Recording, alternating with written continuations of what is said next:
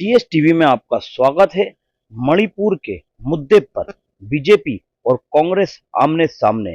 हमारे चैनल को सब्सक्राइब करें, लाइक करें और शेयर करें और कमेंट करके अपनी राय अवश्य दें और बेल आइकन दबाना ना भूलें। Indian Air Force did that in Aizawl. They spreaded bomb and violence was coming down. Today Rahul Gandhi is saying that Indian army should stop the violence. That means what? They should open fire on civilians. Is it his prescription? How can he say that?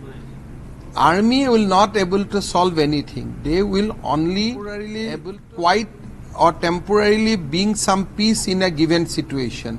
But solution has to be come from heart, not from the bullets. देशभक्त कहता है 2 दिन, मात्र 2 दिन में Indian army शांति बहाल कर सकती है मणिपुर में, और देशद्रोही कहते हैं कि आर्मी से कुछ नहीं होगा।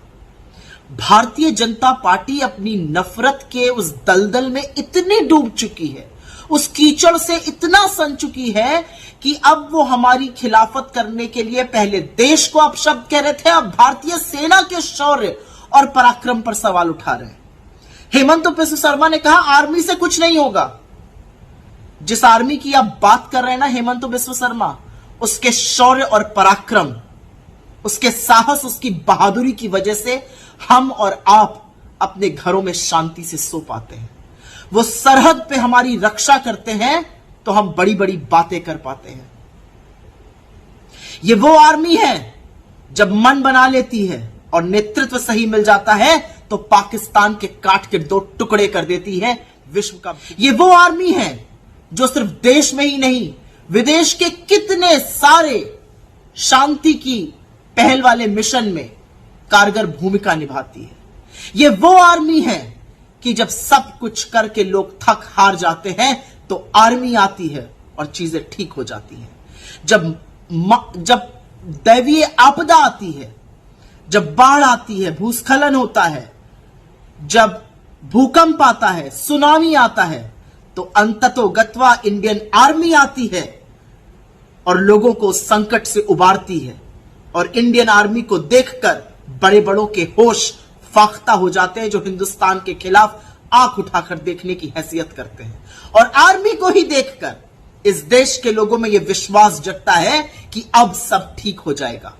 आपकी हिम्मत कैसे हुई? आपको लगता है इंडियन आर्मी एक हिंसक फोर्स है?